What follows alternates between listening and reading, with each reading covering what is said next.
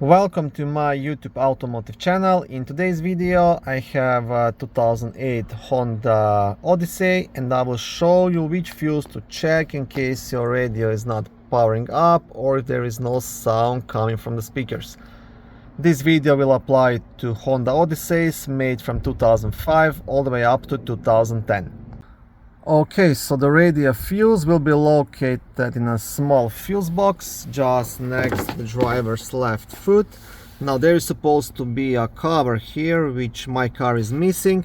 To remove the cover you just have to pull it straight towards yourself, nothing else, and then you will get access to all of the fuses. And the radio fuse, it's a fuse number 5.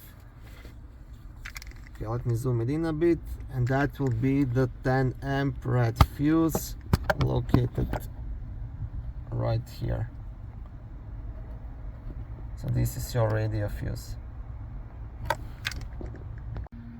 Okay, now if this fuse is good, then you will have to dig a bit deeper and possibly pull out the radio unit, inspect all the wires behind the radio and check the electrical connections behind the radio.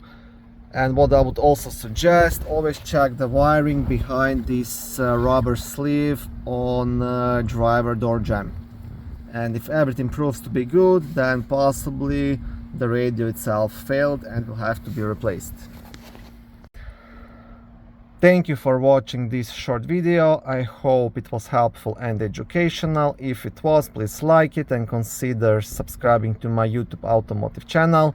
On my channel there is lots of how-to videos, do-it-yourself videos, car reviews, product reviews and other similar automotive topics.